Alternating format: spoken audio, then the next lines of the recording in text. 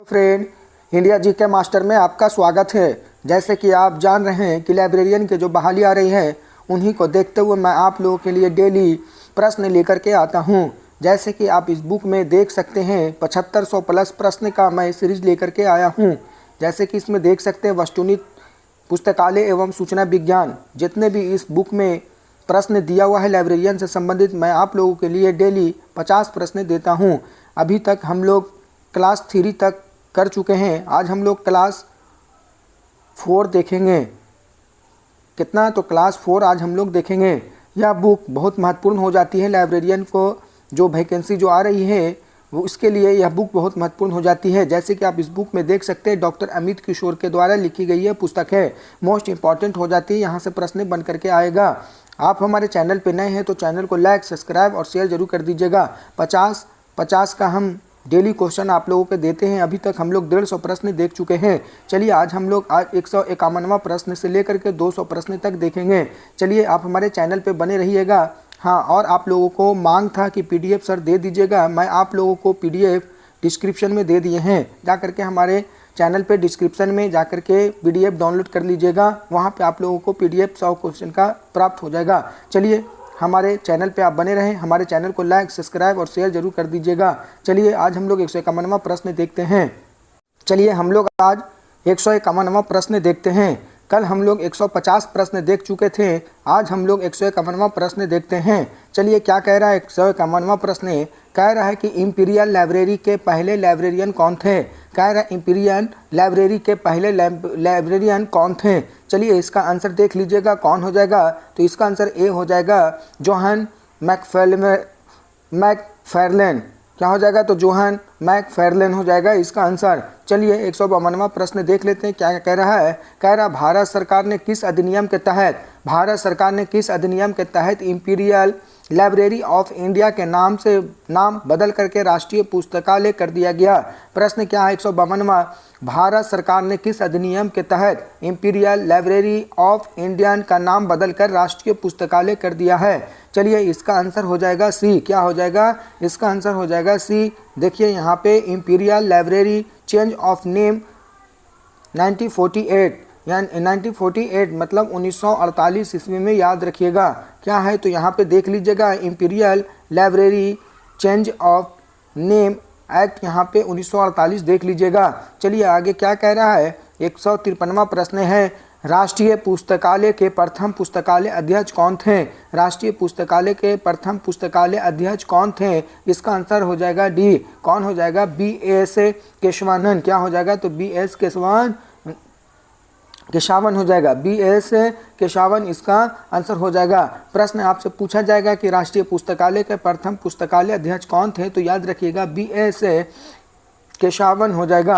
चलिए आगे देख लेते हैं 154वां प्रश्न क्या कह रहा है। कह रहा किस वर्ष राष्ट्रीय पुस्तकालय को मेटकॉफ हॉल से बेल्वेडियर में स्थानांतरित किया गया था? देखिए 154वां प्रश्न क्या कह रहा है। किस वर्ष राष्ट्रीय पुस्तकालय को मेटकॉफ हॉल से बेल्वेडियर में स्थानांतरित किया गया था? देखें यहाँ पे आप देख सकते हैं 176 प्लस प्रश्न है, जो बहुविकल्पीय प्रश्न हो जाती है। डॉक्टर अमित किशोर का जो पुस्तक है, इन्हीं से मैं आप लोगों को 7500 प्लस प्रश्न पूरा कंप्लीट करवाना है। हमारे चैनल पे बने रहें। हमारे चैनल को लाइक, सब्सक्राइब और शेयर जरूर कर दीजिएगा। चलिए इसका आंसर क्या हो जाएगा? तो इसका आंसर हो जाएगा 1951। देखिए मैं आप लोगों को यहाँ पे दोनों देख लीजिएगा आंसर और यहाँ पे क्वेश्चन दोनों साथ में कर देते हैं। देख लीजिएगा किस वर्ष राष्ट्रीय पुस्तकालय के मेटकॉफ हॉल में बेल्वेडियर के स्थानांतरित किया गया था? तो 1951 ईस्वी में, याद रखिएगा। चलिए आगे देख लेते हैं 155वां प्रश्न क्या कह रहा है। कह रहा है कि राष्ट्रीय सूची, यहाँ पे क्या बोल रहा है कि संघीय सूची का कौन सा परिविष्ट राष्ट्रीय पुस्तकालय की स्थापना की चर्चा करता है? कह रहा है कि संघीय सूची का कौन सा परिविष्ट राष्ट्रीय पुस्तकालय की स्थापना की चर्चा करती है? तो याद रखिएगा 7 अपेंडिक्स, याद रखिएगा।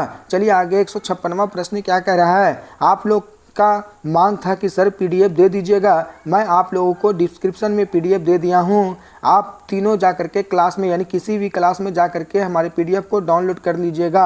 अभी तक हम लोग 3 क्लास चला चुके हैं, आज हम लोग चौथा क्लास है। आप किसी भी क्लास में जा करके देख लीजिएगा, वहाँ पीडीएफ आप लोगों को डिस्क्रिप्शन में मिल जाएगा। हमारे चैनल को लाइक, सब्सक्राइब और शेयर जरूर कर दीजिएगा। चलिए आगे देख लेते हैं पुस्तकालय विवरण पुस्तकालय वितरण अधिनियम किस वर्ष पारित किया गया था? कह रहा है कि पुस्तकालय वितरण अधिनियम किस वर्ष पारित किया गया? इसका आंसर हो जाएगा 1954 ईस्वी में। आगे देख लेते हैं 157वां प्रश्न क्या कह रहा है। कह रहा है कि पुस्तकालय वितरण अधिनियम 1954, पुस्तकालय वितरण अधिनियम 1954 प्रकाशकों के लिए प्रत्येक प्रकाशन की एक प्रति डिपॉजिटरी लाइब्रेरी को में भेजना अनिवार्य बनता है। इस अधिनियम के तहत कितने डिपॉजिटरी पुस्तकालय बनाए गए हैं? तो याद रखिएगा कितना, तो 4 डिपॉजिटरी यहाँ पे डिपॉजिटरी पुस्तकालय बनाए गए हैं, याद रखिएगा। चलिए यहाँ पे आप लोगों को समझा देते हैं। यहाँ पे एक शब्द आया जिसका नाम है डिपॉजिटरी पुस्तकालय। डिपॉजिटरी पुस्तकालय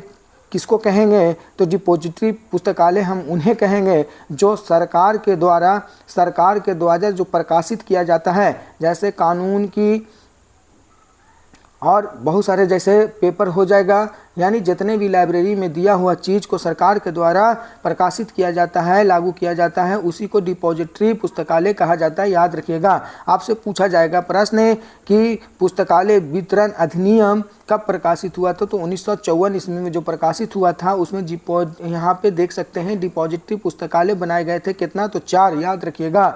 आगे 158वां प्रश्न क्या है? कह रहा किस वर्ष दिल्ली पब्लिक लाइब्रेरी को डिपॉजिटरी कॉपीराइट लाइब्रेरी घोषित किया गया था? कह रहा किस वर्ष दिल्ली पब्लिक लाइब्रेरी को डिपॉजिटरी कॉपीराइट्स लाइब्रेरी घोषित किया गया था? तो इसका आंसर हो जाएगा 1982, याद रखिएगा। कब हो जाएगा? तो 1982 ईस्वी में। आप हमारे चैनल पे बने रहें, मैं आप लोगों को TRE4 जो बहाली हो सकता है आप लोगों को लाइब्रेरियन इसी में देखने को मिल सकती है। लाइब्रेरियन की बहाली आ रही है बिहार में, आप हमारे चैनल पे बने रहें, मैं आप लोगों को पूरा 7500 प्लस प्रश्न करवा दूंगा जो लाइब्रेरियन के बहाली के आने से पहले हमारे चैनल को आप शेयर कर दीजिएगा, लाइक कर दीजिएगा। आगे देखिए क्या कह रहा है। किस वर्ष दिल्ली को पब्लिक लाइब्रेरी को डिपॉजिटरी कॉपीराइट लाइब्रेरी घोषित किया गया? तो याद रखिएगा 1982 ईस्वी में। चलिए आगे 159वां प्रश्न क्या कह रहा है। पुस्तकालय वितरण अधिनियम के तहत प्रत्येक प्रकाशन की एक प्रति डिपॉजिटरी लाइब्रेरी को कितने दिनों के भीतर भेजना अनिवार्य होता है? तो याद रखिएगा 30 दिनों के अंदर। कितना दिनों के अंदर? तो 30 दिनों के अंदर डिपॉजिटरी लाइब्रेरी को भेजना अनिवार्य कर देता है। कितना दिन के अंदर? तो 30 दिन के अंदर, याद रखिएगा। आगे देखिएगा 160 प्रश्न क्या कह रहा है। पुस्तकालय वितरण अधिनियम 1954 अधिनियम के पहला संशोधन किस वर्ष किया गया और इसमें एक समाचार पत्र जोड़ा गया? कब? तो 1956 ईस्वी में, याद रखिएगा। आपसे प्रश्न पूछा जाएगा कि पुस्तकालय वितरण अधिनियम 1954 जो अधिनियम बना था वो पहली बार संशोधन कब किया गया था? तो याद रखिएगा 1956 ईस्वी में। और इसमें एक समाचार पत्र जोड़ा गया था। कौन सा समाचार पत्र जोड़ा गया था? तो याद रखिएगा पुस्तकालय विवरण अधिनियम 1954 में एक समाचार पत्र भी जोड़ा गया था, याद रखिएगा। आगे देखिए 1956 इसका आंसर हो जाएगा। आगे देखिए क्या कह रहा है। 161वां प्रश्न क्या कह रहा है। राष्ट्रीय पुस्तकालय भारत सरकार के किस मंत्रालय द्वारा प्रकाशित? यहाँ पे क्या कह रहे हैं। राष्ट्रीय पुस्तकालय भारत सरकार के किस मंत्रालय द्वारा शासित है? चलिए इसका आंसर हो जाएगा मिनिस्ट्री ऑफ कल्चर, याद रखिएगा। Ministry of culture. राष्ट्रीय पुस्तकालय भारत सरकार के किस मंत्रालय द्वारा शासित है? तो याद रखिएगा मिनिस्ट्री ऑफ कल्चर। आगे देखिएगा क्या बोल रहा है। कह रहा है 162वां प्रश्न। विश्व का पहला सार्वजनिक पुस्तकालय अधिनियम किस वर्ष लागू किया गया था? विश्व का पहला सार्वजनिक पुस्तकालय अधिनियम किस वर्ष लागू किया गया था? तो इसका आंसर हो जाएगा, यहाँ पे देख सकते हैं 1850 ईस्वी में। कब? तो 1850 ईस्वी में। कहाँ? तो इंग्लैंड में, याद रखिएगा। चलिए आगे देखिए, यहाँ पे फिर से पढ़ करके बतला देते हैं, प्रश्न समझ में आ जाएगा। विश्व का पहला सार्वजनिक पुस्तकालय विश्व का पहला सार्वजनिक पुस्तकालय अधिनियम कब लागू किया गया था? तो याद रखिएगा 1850 ईस्वी में। कहाँ? तो लंदन में, याद रखिएगा। इंग्लैंड में। कहाँ? इंग्लैंड में। चलिए आगे देख लेते हैं 163वां प्रश्न क्या कह रहा है। कह रहा भारत में सार्वजनिक पुस्तकालय अधिनियम सबसे पहले किस राज्य में लागू किया गया? भारत में सार्वजनिक पुस्तकालय अधिनियम सबसे पहले किस राज्य में लागू किया गया? तो किस राज्य में? तो यहाँ पे देख सकते हैं Tamil Nadu Madras public library of act 1948 में। याद रखिएगा। देखिए यहाँ पे दो प्रश्न हैं, याद रखिएगा। आप लोगों को छोटा करके दिखा देते हैं, कंफ्यूज मत कीजिएगा। यहाँ पे दोनों का अलग अलग आंसर है। चलिए इसको पहले देख लेते हैं। ऊपर वाला अभी जस्ट पढ़े थे, मैं फिर से बता देते हैं। विश्व का पहला सार्वजनिक पुस्तकालय अधिनियम कब लागू किया गया था? तो याद रखिएगा 1850 ईस्वी में। कहाँ किया गया था? तो इंग्लैंड में। याद रखिएगा कहाँ? तो इंग्लैंड में। अब देखिए इसी में भारत में सार्वजनिक पुस्तकालय अधिनियम सबसे पहले किस राज्य में लागू हुआ था? तो याद रखिएगा Tamil Nadu Madras public library act 1948 में। याद रखिएगा। देखिए विश्व में अगर पूछा जाएगा तो इंग्लैंड में 1850 ईस्वी में, और भारत में पूछा जाएगा तो बतलाइएगा तमिलनाडु मद्रास पब्लिक लाइब्रेरी 1948 यानी 1948 में। चलिए यहाँ पे देख लेते हैं 1900 यहाँ पे 164वां प्रश्न देख लेते हैं क्या कह रहा है। आप हमारे चैनल पे नए हैं तो चैनल को लाइक सब्सक्राइब और शेयर जरूर कर दीजिएगा। चलिए आगे देखते हैं। स्वतंत्रता से पहले कोल्हापुर, यहाँ पे क्या बोल रहा है कि स्वतंत्र से पहले कोल्हापुर सार्वजनिक पुस्तकालय अधिनियम किस वर्ष लागू किया गया? तो 1945 ईस्वी में। याद रखिएगा कब? तो 1945 ईस्वी में। क्या है प्रश्न फिर से पढ़कर बतला देते हैं, समझ में आ जाएगा। स्वतंत्रता से पहले कोल्हापुर, स्वतंत्रता से पहले कहाँ? तो कोल्हापुर सार्वजनिक पुस्तकालय अधिनियम किस वर्ष लागू किया गया था? तो 1945 ईस्वी में। याद रखिएगा। आपसे पूछा जाएगा कि स्वतंत्रता से पहले सार्वजनिक पुस्तकालय कहाँ बना था? तो याद रखिएगा कोल्हापुर में सबसे पहले। कब? तो 1945 ईस्वी में, स्वतंत्रता से पहले। आगे देखिएगा 165वां प्रश्न क्या कह रहा है। कह रहा भारत के कितने राज्यों में अब तक 2023 तक सार्वजनिक पुस्तकालय अधिनियम लागू किया गया? फिर से पढ़ देते हैं। भारत के कितने राज्यों में अब तक 2023 तक सार्वजनिक पुस्तकालय अधिनियम लागू किया गया? तो 19। याद रखिएगा कितना? तो 19। चलिए आगे देख लेते हैं। यहाँ पे देखिए नोट में दिया हुआ है लक्षद्वीप सार्वजनिक पुस्तकालय अधिनियम। क्या बोल रहा है? लक्षद्वीप सार्वजनिक पुस्तकालय अधिनियम की सूचना अब RRLF की वेबसाइट पर उपलब्ध नहीं है। याद रखिएगा। चलिए आगे देखिएगा 166वां प्रश्न क्या कह रहा है। कह रहा है कि बनारस में डॉक्टर, यहाँ पे देखिए बनारस में डॉक्टर रंगनाथन के द्वारा प्रथम मॉडल सार्वजनिक पुस्तकालय अधिनियम किस सम्मेलन में प्रस्तुत किया गया था? तो क्या हो जाएगा आंसर? तो all Asia education conference Banaras. याद रखिएगा। यहाँ पे क्या है प्रश्न फिर से पढ़कर बतला देते हैं। बनारस में एक रंगनाथन के द्वारा प्रथम मॉडल सार्वजनिक पुस्तकालय अधिनियम किस सम्मेलन में प्रस्तुत किया गया था? तो इसका आंसर हो जाएगा D, all Asia education conference Banaras. याद रखिएगा। चलिए आगे 167वां प्रश्न देख लीजिए। आप हमारे चैनल पे नए हैं तो चैनल को लाइक सब्सक्राइब और शेयर जरूर कर दीजिएगा। देखिए क्या बोल रहा है। डॉक्टर रंगनाथन के द्वारा पहला मॉडल सार्वजनिक पुस्तकालय अधिनियम कब प्रस्तुत किया गया? डॉक्टर रंगनाथन द्वारा पहला मॉडल सार्वजनिक पुस्तकालय अधिनियम कब प्रस्तुत किया गया? तो याद रखिएगा दिसंबर 26 से 30 के बीच 1930 ईस्वी में। याद रखिएगा कब? तो 1930 ईस्वी में। आगे देखिए यहाँ पे क्या कह रहा है 168वां प्रश्न। आपको हमारे चैनल पे बने रहना है, मैं पूरा कंप्लीट करवा दूंगा। चलिए आगे देखिए। अगर हमारा क्लास कैसा लगता है, अगर क्लास अच्छा लगता है तो कमेंट बॉक्स में ज़रूर जवाब दीजिएगा। चलिए 168वां प्रश्न क्या है। डॉक्टर रंगनाथन यहाँ पर क्या बोल रहा है कि doctor Ranganathan model public library act में कब संशोधन हुआ था? क्या है? तो doctor Ranganathan model public library act में कब संशोधन हुआ था? तो याद रखिएगा 1957 में एक बार हुआ और दूसरा 1972 ईस्वी में 2 बार संशोधन हुआ है। याद रखिएगा। क्या? तो doctor Ranganathan model public library act में कब संशोधन किया गया था? तो 1957 एक में किया गया था और दूसरा कब किया गया था? तो 1972 ईस्वी में। याद रखिएगा संशोधन किया गया था। आगे देखिएगा 169वां प्रश्न क्या कह रहा है। कह रहा है पुस्तकालय उपकरण किस प्रकार के पुस्तकालय की आय का मुख्य स्रोत है? पुस्तकालय उपकरण किस प्रकार के पुस्तकालय की आय का मुख्य स्रोत है? तो इसका आंसर हो जाएगा पब्लिक लाइब्रेरी।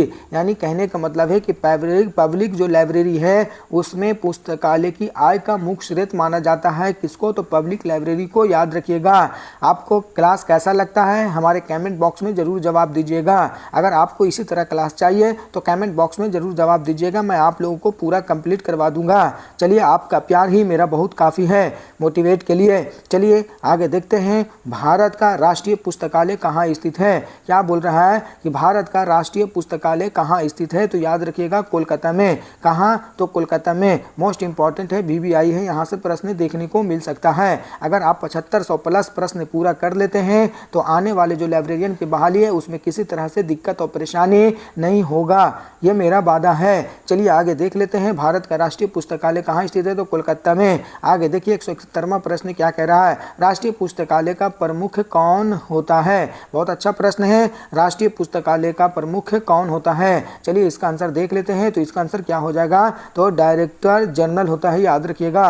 राष्ट्रीय पुस्तकालय का प्रमुख कौन होता है, तो डायरेक्टर जनरल होता है, याद रखिएगा। चलिए 172वां प्रश्न क्या कह रहा है, कह रहा है कि national library of blinds, national library of blinds and handicaps कहाँ स्थित है। क्या बोल रहा है कि national library of blinds and handicap कहाँ स्थित है, तो याद रखिएगा देहरादून में। कहाँ है, तो देहरादून में, यानी ब्लाइंड के लिए और हैंडीकैप के लिए नेशनल लाइब्रेरी कहाँ स्थित है, तो याद रखिएगा देहरादून में। चलिए आगे देख लेते हैं, 173वां प्रश्न क्या कह रहा है, कह रहा है राष्ट्रीय विज्ञान पुस्तकालय NSL कहाँ स्थित है। राष्ट्रीय विज्ञान पुस्तकालय NSL कहाँ स्थित है, तो आंसर हो जाएगा दिल्ली में। कहाँ हो जाएगा, तो इसका रिया दिल्ली में हो जाएगा। चलिए आगे 174वां प्रश्न देख लेते हैं, क्या कह रहा है, नेशनल मेडिकल लाइब्रेरी कहाँ स्थित है। देख लिए यहाँ पे बहुत अच्छा प्रश्न है, नेशनल मेडिकल लाइब्रेरी कहाँ स्थित है, तो आंसर हो जाएगा AIIMS न्यू दिल्ली में, याद रखिएगा।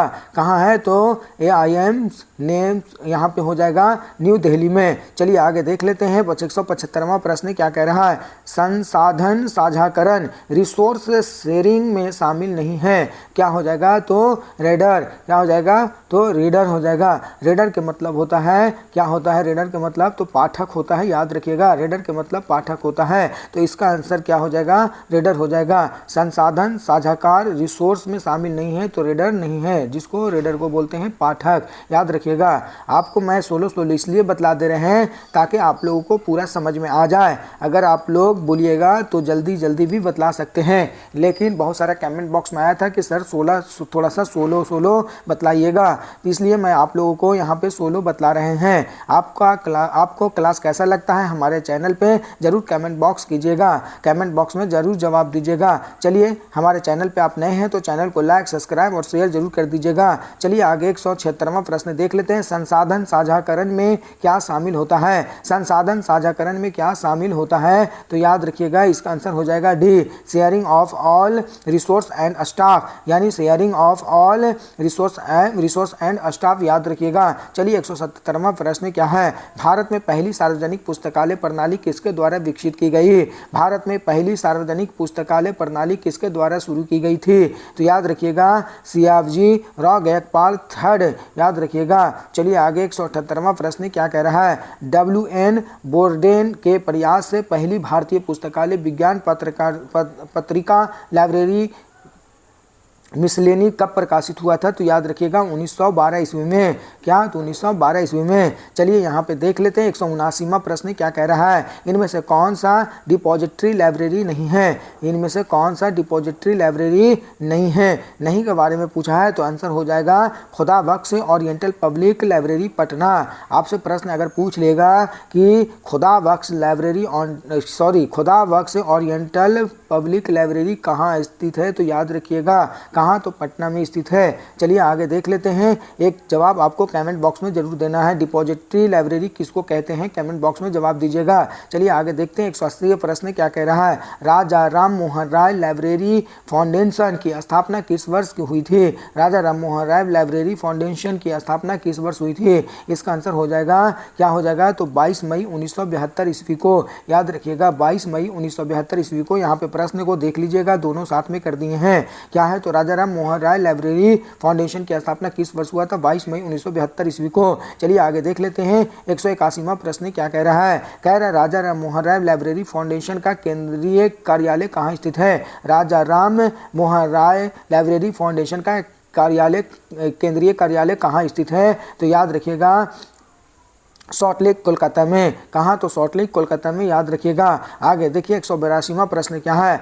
राजा राम मोहन राय लाइब्रेरी फाउंडेशन के प्रमुख कौन कौन होते हैं? क्या बोल रहा है? राजा राम मोहन राय लाइब्रेरी फाउंडेशन के प्रमुख कौन होता है? तो आंसर हो जाएगा डायरेक्टर जनरल। क्या हो जाएगा? Director general. आगे देखिए 183वां प्रश्न क्या है? राजा राम मोहन राय लाइब्रेरी फाउंडेशन किस संगठन के मध्य से ग्रामीण स्तर पर पुस्तकालय सेवाओं को बढ़ावा दे रहा है? राजा राम मोहन राय लाइब्रेरी फाउंडेशन किस संगठन के माध्यम से ग्रामीण स्तर पर पुस्तकालय सेवाओं को बढ़ावा दे रहा है? इसका आंसर हो जाएगा डी। क्या हो जाएगा? तो नेहरू युवा केंद्रीय district youth resource centre DYRC। आगे देखिए 184वां प्रश्न क्या कह रहा है? कह रहा सार्वजनिक पुस्तकालयों की सहायता के लिए राजा राम मोहन राय लाइब्रेरी फाउंडेशन के कई योजनाएं चलाई गई हैं, जिसमें हम 2 भागों में बांटा जा सकता है। क्या है? तो यहाँ पे आंसर ए हो जाएगा matching assistance and full assistance, याद रखिएगा। चलिए आगे 185वां प्रश्न क्या कह रहा है? निम्नलिखित में से यानी निम्न में से कौन सा राजा राम मोहन राय लाइब्रेरी फाउंडेशन का प्रकाशन है? यहाँ पे देखिएगा इनमें से कौन सा राजा राम मोहन राय लाइब्रेरी फाउंडेशन का प्रकाशन है? तो ऑल ऑफ द एबव, 1 2 3 यहाँ पे देख लीजिएगा आंसर। आगे देखिए 186वां प्रश्न क्या कह रहा है? राजा राम मोहन राय लाइब्रेरी फाउंडेशन द्वारा विकसित राज्यों को सार्वजनिक पुस्तकालय के लिए प्रदान की जाने वाली सहायता की सही अनुपात। राजा राम मोहन राय लाइब्रेरी फाउंडेशन द्वारा विकसित राज्यों को सार्वजनिक पुस्तकालय के लिए प्रदान की जाने वाले सहायता का सही अनुपात क्या है? तो याद रखिएगा 50:50 है, याद रखिएगा। आगे देखिए 187वां प्रश्न क्या कह रहा है? राजा राम मोहन राय लाइब्रेरी फाउंडेशन द्वारा विकासशील राज्यों को प्रदान की जाने वाली सहायता का सही अनुपात क्या है? तो याद रखिएगा 60:40, याद रखिएगा 60:40। आगे देखिएगा 188वां प्रश्न क्या कह रहा है? राजा राम मोहन राय लाइब्रेरी फाउंडेशन द्वारा उत्तर पूर्व राज्यों को प्रदान की जाने वाली कई सहायता की सही अनुपात क्या है? तो 90:10, याद रखिएगा 90:10। कहाँ? तो उत्तर पूर्वी राज्यों में राजा राम मोहन राय के जो लाइब्रेरी फाउंडेशन है उसके लिए उत्तर पूर्वी राज्यों में कितनी सहायता प्रदान की जाएगी अनुपात में? तो याद रखिएगा 90:10। आगे देखिए यहाँ पे क्या कह रहा है? 189वां प्रश्न कह रहा है राजा राम मोहन राय लाइब्रेरी फाउंडेशन भारत सरकार के किस मंत्रालय द्वारा चलाया जाता है? राजा राम मोहन राय लाइब्रेरी फाउंडेशन भारत सरकार के किस मंत्रालय द्वारा चलाया जाता है? आंसर हो जाएगा मिनिस्ट्री ऑफ कल्चर। क्या हो जाएगा? मिनिस्ट्री ऑफ कल्चर, याद रखिएगा। आगे देखिए 190 प्रश्न क्या कह रहा है? आप हमारे चैनल पे नए हैं तो चैनल को लाइक, सब्सक्राइब और शेयर जरूर कर दीजिएगा। चलिए, आपको अगर मेरा क्लास कैसा लगता है कमेंट बॉक्स में ज़रूर जवाब दीजिएगा। आपका प्यार ही हमारा मोटिवेशन है। आपका प्यार, आपका बहुत बड़ा आभार है कि आपने हमें अच्छा प्यार दिया है। चलिए, इसी तरह आप हमारे चैनल पर बने रहिएगा। मैं आप लोगों को पूरा लाइब्रेरी का कोर्स कंप्लीट करवा दूंगा फ्री में। यहाँ पे देखिए 190 प्रश्न क्या कह रहा है? UGC की स्थापना किस वर्ष हुई थी? यूजीसी की स्थापना किस वर्ष हुई थी? तो याद रखिएगा 1956 ईस्वी में। यूजीसी की स्थापना कब हुई थी? तो 1956 ईस्वी में। आगे देखिए 151वां प्रश्न क्या कह रहा है? यूजीसी द्वारा किस विश्वविद्यालय पुस्तकालय नेटवर्क को विकसित किया गया है? याद रखिएगा। देखिए यहाँ पे फिर से प्रश्न बतला देते हैं पढ़ करके। यूजीसी द्वारा किस विश्वविद्यालय पुस्तकालय नेटवर्क को विकसित किया गया है? तो यहाँ पे देखिएगा यहाँ पे देखिएगा इन फिलीपींस को, याद रखिएगा। 152वां प्रश्न देखिए यहाँ पे क्या कह रहा है? इन फिलीपींस यूजीसी द्वारा कौन सा पुस्तकालय प्रबंधन सॉफ्टवेयर विकसित किया गया? तो याद रखिएगा सियोल को, याद रखिएगा सियोल। आगे देखिए 193वां प्रश्न क्या कह रहा है? 193वां प्रश्न पुस्तकालय एवं सूचना प्रणाली पर राष्ट्रीय नीति के लिए प्रोफेसर डीपी चट्टोपाध्याय की अध्यक्षता में यहाँ पे देख सकते हैं कौन पोलिस का गठन किस वर्ष किया गया था? तो 1985-86 में, याद रखिएगा। प्रश्न फिर से पढ़कर बतला देते हैं, समझ में आ जाएगा। पुस्तकालय एवं सूचना प्रणाली पर राष्ट्रीय नीति के लिए प्रोफेसर डीपी चट्टोपाध्याय की अध्यक्षता में कौन पोलिस का गठन किस वर्ष किया गया था? तो 1985-86 में, याद रखिएगा 1985-86 में, याद रखिएगा। चलिए आगे यहाँ पे 194वां प्रश्न देख लेते हैं क्या कह रहा है? इनमें से कौन सा IASLIC का प्रकाशन है। तो यहाँ पे देखिए आंसर हो जाएगा सभी। आप देख लीजिएगा आंसर वीडियो को रोक करके। चलिए आगे देखिए 195वां प्रश्न क्या कह रहा है। 195, इनमें से कौन सा ALA का प्रकाशन है? इनमें से कौन सा ALA का प्रकाशन है? All of the above. यहाँ पे देख लीजिएगा आंसर तीनों है। आगे देखिए 196वां प्रश्न क्या कह रहा है। कह रहा है कि यूके की स्थापना कब हुई थी? LA मतलब यूके की स्थापना किस वर्ष हुई थी? तो 1977 ईस्वी में, याद रखिएगा। चलिए 157वां प्रश्न देख लेते हैं क्या कह रहा है। 2002 में IIS यानी institute of information scientist of LA UK को मिला करके कौन सा संगठन बनाया गया था? तो याद रखिएगा SLIP यानी CILIP। आगे देखिए 158वां प्रश्न क्या कह रहा है। कह रहा है यूनेस्को संयुक्त राष्ट्र शैक्षणिक मनोवैज्ञानिक सांस्कृतिक संगठन की स्थापना संयुक्त राष्ट्र के तहत एक अंतर सरकारी एजेंसी के रूप में किस वर्ष विकसित की गई थी? तो 1946 ईस्वी में। चलिए देखिए एक बार प्रश्न फिर से पढ़कर बतला देते हैं। कह रहा है यूनेस्को संयुक्त राष्ट्र शैक्षणिक वैज्ञानिक और सांस्कृतिक संगठन की स्थापना संयुक्त राष्ट्र के तहत एक अंतर सरकारी एजेंसी के रूप में किस वर्ष गठित की गई थी? तो 1946 ईस्वी में, याद रखिएगा। चलिए आगे 199 प्रश्न क्या कह रहा है। 199वां प्रश्न है कि यूनेस्को द्वारा 1976 में एक नया विभाग बनाया गया जिसमें यूनेस्को के 2 विभागों सूचना विभाग और प्रलेखन विभाग को मिला दिया गया। याद रखिएगा। तो आंसर हो जाएगा ए, जर्नल इंफॉर्मेशन प्रोग्राम PGI। क्या है? तो PGI। आगे देखिएगा फिर से प्रश्न पढ़कर बतला देते हैं, समझ में आ जाएगा। 199वां प्रश्न क्या है। यूनेस्को द्वारा 1976 में एक नया विभाग बनाया गया जिसमें यूनेस्को के 2 विभागों को सूचना विभाग और प्रलेखन विभाग को मिला दिया गया है। कौन सा? तो इसका आंसर हो जाएगा जर्नल इंफॉर्मेशन प्रोग्राम PGI। आगे देखिए 200वां प्रश्न क्या कह रहा है, जो आज का क्लास का लास्ट क्वेश्चन है। चलिए आगे देखते हैं। यूनेस्को द्वारा UNISIST को कब लॉन्च किया गया, जिसमें विश्व वैज्ञानिक सूचना प्रणाली कार्यक्रम भी कहा जाता है? इसका आंसर हो जाएगा 1971 ईस्वी में। चलिए आज का वीडियो यहाँ तक ही हम लोग समाप्त करते हैं। अगर आप हमारे पिछले वीडियो अगर नहीं देखें तो जाकर हमारे पिछले वीडियो देख लें। अभी तक हम लोग 3 क्लास कर चुके हैं जो 50-50 का प्रश्न है। आज हम लोग चौथा क्लास किए हैं। अगर चौथा क्लास अगर आप नहीं देखें तो चौथा भी देख लीजिए, तीसरा भी, दूसरा भी और पहला भी। आप हमारे इसी तरह चैनल पे बने रहें। मैं आप लोगों को पूरा 7500 प्लस प्रश्न कंप्लीट करवा दूंगा। आप हमारे पिछले वीडियो अगर नहीं देखें तो हमारे चैनल पे जा करके देख लें। चलिए आज के लिए वीडियो यहाँ तक ही हम लोग समाप्त करते हैं। कल हम लोग फिर 50 प्रश्न ले करके आते हैं। हमारे चैनल पर बने रहें। चलिए आज के लिए यहाँ तक ही वीडियो को समाप्त करते हैं। हमारे चैनल को लाइक, सब्सक्राइब और शेयर जरूर कर दीजिएगा। धन्यवाद।